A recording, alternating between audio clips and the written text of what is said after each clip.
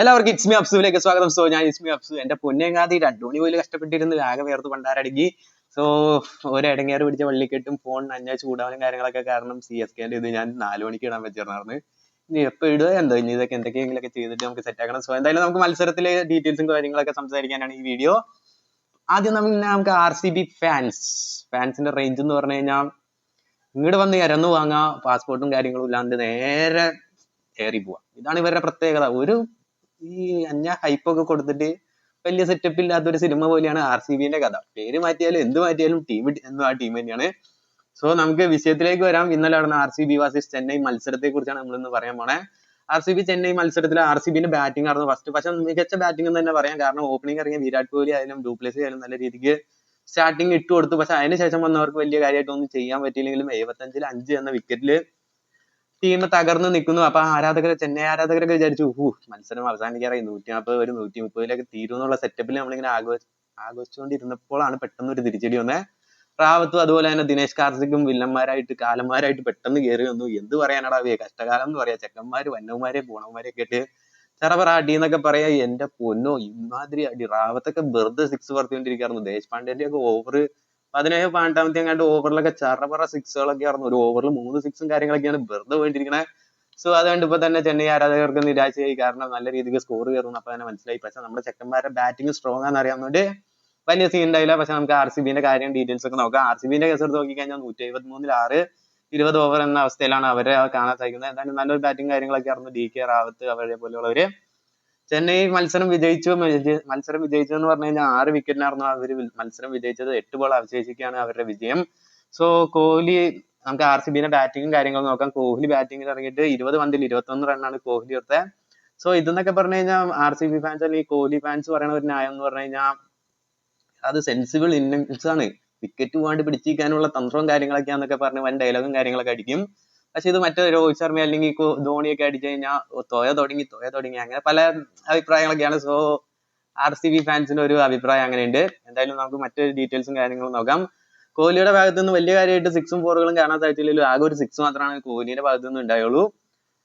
മുസ്തഫിസുർ റഹ്മാനാണ് അദ്ദേഹത്തെ വിക്കറ്റ് ആക്കിയത്. മുസ്തഫിസുർ റഹ്മാന്റെ ബോളിൽ വിരാട് കോഹ്ലി ഒന്ന് പൊക്കാൻ നോക്കിയത് നൈസായിട്ട് രച്ചിൻ രവീന്ദ്ര ക്യാച്ച് അങ്ങ് എടുത്തു.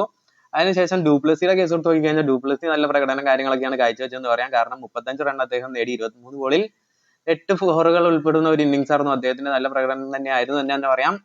വീണ്ടും സെയിം കോമ്പിനേഷനിൽ തന്നെയാണ് ഇത്തവണ വിക്കറ്റ് വീണത്. മുസ്തഫിസുർ റഹ്മാന്റെ ബോളിൽ രച്ചിൻ രവീന്ദ്ര ക്യാച്ച് പിടിക്കുക കാര്യങ്ങളൊക്കെ ആയിരുന്നു. അതിനുശേഷം പട്ടിടാർ എന്തിനാണോ അവൻ വന്നേന്ന് പോലും അവൻ അറിയാൻ പാടാത്ത സെറ്റപ്പിലാണ് ചെക്കൻ വന്ന് 3 ബോൾ അവിടെ നിന്ന് ചുമ്മാ ടെസ്റ്റ് കളിക്കും പോലെ കളിച്ചിട്ട് ചെക്കൻ അങ്ങ് കയറിപ്പോയി. ഇവിടെ വീണ്ടും മുസ്തഫിസുർ റഹ്മാൻ ഇത്തവണ രച്ചിൻ രവീന്ദ്രയെ മാറ്റി പിടിച്ച് മഹേന്ദ്ര സിംഗ് ധോണിയാണ് ഇത്തവണ ധോണിയുടെ കയ്യിലേക്ക് പന്ത് ക്യാച്ച് വിട്ട് കൊടുത്തിട്ട് ചെക്കൻ കയറിപ്പോയി. അതിനുശേഷം മാക്സ്വെൽ വന്നു. എന്റെ പൊന്നോ, ഈ ചെങ്ങായി ഇന്ന് വെടിക്കെട്ട് ബാറ്റിങ്ങോട് കൂടി തീർക്കൂലോ എന്നൊക്കെ ആ ചെന്നൈ ആരാധകർ നോക്കിയിരുന്നപ്പോഴാണ് ഫസ്റ്റ് ബോളിൽ തന്നെ എന്തിനോ വന്നു എന്തിനോ പോയി, ദേ പോയി എന്ന സെറ്റപ്പിൽ പുള്ളിയും വന്നിട്ട് കയറിപ്പോയി. എന്തിനാണോ എന്തോ. അതും MS ധോണി വെറുതെ MS ധോണിക്ക് പന്ത് ക്യാച്ച് ഇട്ട് കൊടുത്തിട്ടാണ് ചെക്കനും പോയ ഒരു ക്രെഡിറ്റ് ആയിക്കോട്ടെ എന്ന് ഓർത്തിട്ടായിരിക്കും, എന്താണെന്നറിയില്ല. ദീപക് ചാഹറാണ് വിക്കറ്റ് എടുത്തത്. സോ അതിനുശേഷം ക്യാമറ ഗ്രീൻ ഫീൽഡിങ്ങിലായാലും ബോളിങ്ങിലായാലും നല്ല പ്രകടനം കാണിച്ചു. ബാറ്റിംഗിൽ വലിയ ഇതൊന്നും പറയാൻ പറ്റില്ല. 22 ബോളിൽ 18 റണ്ണാണ് അദ്ദേഹം നേടിയത്. ആകെ ഒരു 4 മാത്രമാണ് അദ്ദേഹത്തിന്റെ പേരിലുള്ളൂ. മുസ്തഫിസുർ റഹ്മാന്റെ ഒരു മിന്നും ബോളിംഗ് എന്ന് തന്നെ പറയാം. അദ്ദേഹത്തെ ബൗൾഡ് ആക്കി വിടുന്നു. അത് നല്ല കാണാൻ ലുക്കും കാര്യങ്ങളൊക്കെ ഉണ്ടായ ഒരു ഇതായിരുന്നു. പിന്നെയുള്ള കേസ് എന്ന് പറഞ്ഞു കഴിഞ്ഞാൽ റാവത്താണ്. റാവത്ത് എന്റെ പൊന്നോ, ചെറുക്കനൊക്കെ വെറുതെ ചറപറാന്നും പറഞ്ഞ് നിന്ന് അടിക്കേണ്ട എന്ത് കാണിക്കാനാണോ എന്തോ. 48 റണ്ണൊക്കെ എടുത്തു. അദ്ദേഹം നല്ലൊരു പ്രകടനം തന്നെ കാണാൻ സാധിച്ചു. 25 ബോളിൽ 48, 4 ഫോറും അതുപോലെ തന്നെ 3 6കളായിരുന്നു അദ്ദേഹത്തിന്റെ ഇന്നിങ്സും കാര്യങ്ങളൊക്കെ. മഹേന്ദ്ര സിംഗ് ധോണി അദ്ദേഹത്തെ റൺ ഔട്ട് ആക്കുന്ന ഒരു കിടിലം ത്രോയും കാര്യങ്ങളൊക്കെ കാണാൻ സാധിച്ചു. അതിനുശേഷം ഡികെന്റെ കേസ് എടുത്ത് നോക്കി കഴിഞ്ഞാൽ 38-ൽ നോട്ട് ഔട്ട് ആണ്. നല്ലൊരു പ്രകടനം തന്നെയായിരുന്നു. 26 ബോളിൽ നിന്ന് അദ്ദേഹം നേടിയ 3 ഫോറും 2 6ഉം കാര്യങ്ങളൊക്കെ ആയിരുന്നു. അങ്ങനെ വൻ വെടിക്കെട്ട് ബാറ്റിംഗ് RCB 175 ടാർഗറ്റ് ഒക്കെ എത്തിച്ചു. 175 അല്ല 173 ടാർഗറ്റും കാര്യങ്ങളൊക്കെ എത്തിച്ചു. പിന്നെ അതിനുശേഷം എക്സ്ട്രയും കാര്യങ്ങളൊക്കെ ചെന്നൈയുടെ ഭാഗത്തു നിന്ന് ഒരുപാട് എക്സ്ട്രയും കാര്യങ്ങളൊക്കെ വന്നു. 13 എക്സ്ട്രാസ് ആണ് വന്നത്. അത് വൈഡ് 10 വന്നു. അതിന്റെ അകത്ത് ദേശ്പാണ്ഡ്യയും ദിനേശ് കാർത്തിക്കിന്റെ ഒരു സീൻ ഉണ്ടായി. ചുമ്മാ ഒരു ബോൾ പറഞ്ഞു, അത് വൈഡിന് വേണ്ടി ദിനേശ് കാർത്തിക് അപ്പീൽ ചെയ്തു. അത് പിന്നെ വെറുതെ ഗുണമില്ലാണ്ടായി പോയി. അത് കഴിഞ്ഞ അടുത്ത പന്ത് തന്നെ സെയിം സെറ്റപ്പിൽ തന്നെ ഈ റീപ്ലേ കാണുന്ന ഒരു ഫീലിൽ തന്നെയാണ് അടുത്ത പന്ത്. അങ്ങനെ 2 റിവ്യൂ വൈഡിന് വേണ്ടി പള്ളയെ കളഞ്ഞു. അതിനുശേഷം എടുത്തു നോക്കുകയാണെങ്കിൽ ബൈ ആയിട്ട് ഒരു എക്സ്ട്രാ ഉണ്ട്, അതുപോലെ ലെഗ് ബൈ ആയിട്ട് 2 ഉണ്ട്. സോ മുസ്തഫിസുർ റഹ്മാൻ ആയിരുന്നു ചെന്നൈയുടെ ബോളിംഗിൽ വലിയ കാര്യമായിട്ട് തിളങ്ങിയെന്ന് പറയാം. നല്ല പ്രകടനവും കാര്യങ്ങളും മുസ്തഫിസുർ റഹ്മാന്റെ ഭാഗത്ത് നിന്ന് കാണാൻ സാധിച്ചു. ഏതാണ്ട് 29 റൺ എങ്ങാണ്ട് വിട്ടുകൊടുത്ത് 4 വിക്കറ്റ് 4 ഓവറിൽ അദ്ദേഹം കരസ്ഥമാക്കി. നല്ലൊരു തിരിച്ചുവരവ് തന്നെയായിരുന്നു. ഇപ്പൊ കുറെ ട്രോളും കാര്യങ്ങളൊക്കെ ഇറങ്ങി തുടങ്ങിയിട്ട് ഫിക്സ് എന്നൊക്കെ പറഞ്ഞ്. സോ മുസ്തഫിസുർ റഹ്മാൻ കളിക്കാൻ വന്നത് എന്തായാലും ഒരു നല്ല കാര്യം എന്ന് തന്നെ പറയാം. നല്ല പ്രകടനം അദ്ദേഹത്തിന് കാഴ്ചവെക്കാൻ സാധിച്ചു. ഇനി ചെന്നൈന്റെ കേസ് എടുത്ത് നോക്കി കഴിഞ്ഞാൽ ഗെയ്ക്വാദിന് വലിയ കാര്യമായിട്ട് ഒരു പ്രകടനം കാഴ്ചവെക്കാൻ സാധിച്ചു എന്ന് എനിക്ക് പറയാൻ പറ്റില്ല. കാരണം വിരാട് കോഹ്ലി കളിച്ച സെയിം സെറ്റപ്പിൽ തന്നെയൊക്കെയാണ് പുള്ളിയും കളിച്ചത്. 15 ബോളിൽ 15 റൺ മാത്രമാണ് പുള്ളി എടുത്തത്. പക്ഷെ വിരാട് കോഹ്ലി ഗെയ്ക്വാദ് തമ്മിലുള്ള വ്യത്യാസം എന്ന് പറഞ്ഞു കഴിഞ്ഞാൽ വിരാട് കോഹ്ലി ആകെ ഒരു 6 മാത്രമേ അടിച്ചുള്ളൂ. ഗെയ്ക്വാദ് 3 4 അടിച്ചു. ഇവിടെ സ്പിന്നർ ഡയാൽ വന്നിട്ട് ക്യാമറോൺ ഗ്രീനിന്റെ ക്യാച്ചോടുകൂടിയാണ് പിന്നെയും ക്യാച്ച് ആയിരുന്നു. കാരണം സ്ലിപ്പായി എന്നിട്ട് പുള്ളിന്റെ മിസ്സായി ഒരു സെറ്റപ്പിലേക്ക് പോയിട്ട് പിന്നെ അദ്ദേഹം പിടിച്ചെടുത്തു. നല്ലൊരു ക്യാച്ചും കാര്യങ്ങളൊക്കെ ആയിരുന്നു. പിന്നെ എടുത്ത് നോക്കുകയാണെങ്കിൽ രച്ചിൻ രവീന്ദ്ര, എന്റെ പൊന്നു ചങ്ങാതി വെറുതെ വിഷയം എന്ന് പറയാം. ആദ്യമായിട്ട് പുള്ളി IPL കളിക്കണമെന്ന് പറഞ്ഞത്, പക്ഷെ മികച്ച ഒരു പ്രകടനം തന്നെ. ന്യൂസിലൻഡിൽ പുള്ളി എങ്ങനെയാണ് കളിച്ചുകൊണ്ടിരുന്നത് അതിനേക്കാൾ നല്ലൊരു പ്രകടനം എന്ന് പറയാം. വെറുതെ അവനെ പന്തിനെയൊക്കെ അടിച്ച് അപ്പുറം കുടിയിലേക്ക് ഇടാൻ അങ്ങനത്തെ സെറ്റപ്പും കാര്യങ്ങളൊക്കെ ആയിരുന്നു പുള്ളിന്റെ ബാറ്റിംഗ് ഇത് കാണാൻ സാധിച്ചത്. നല്ലൊരു പ്രകടനം തന്നെ പുള്ളി കാഴ്ചവെച്ചു. 15 ബോളിൽ 37 റൺ പുള്ളി അടിച്ചെടുത്തു. അതിനകത്ത് 3 4ഉം 3 6കളും കാര്യങ്ങളൊക്കെ ആയിരുന്നു. കാരണം ശർമ്മയുടെ ബോളിൽ ഇതുപോലെ തന്നെ പൊക്കാൻ നോക്കിയപ്പോൾ നൈസായിട്ട് പട്ടിദാറിന്റെ കൈ പോയി പുള്ളി പെട്ടു. അവസാനം പുള്ളി ഔട്ടായി. അങ്ങനെ പുള്ളി മടങ്ങി. അതിനുശേഷം രഹാനെ കഴിഞ്ഞ സീസണിലൊക്കെ മിന്നും ഫോം ആയിരുന്നു. അതിനുശേഷം ഈ സീസണിൽ നല്ല പ്രകടനം കാര്യങ്ങളൊക്കെ കാഴ്ചവെക്കാൻ പറ്റി പുള്ളിക്ക്. ഇത്തവണ ക്യാമറോൺ ഗ്രീനിന്റെ പന്തിലും മാക്സ്വെൽ പിടിച്ച ക്യാച്ച്, എന്റെ പൊന്നോ അതൊരു 6 ആണെന്ന് വിചാരിച്ച് ഇങ്ങനെ നിൽക്കുകയാണ്. ചെക്കനൊക്കെ നല്ല അന്യായ ജമ്പ് ചെയ്ത് പന്ത് നൈസായിട്ട് ക്യാച്ച് ആക്കി. അങ്ങനെ രഹാനെയും പുറത്തുപോയി.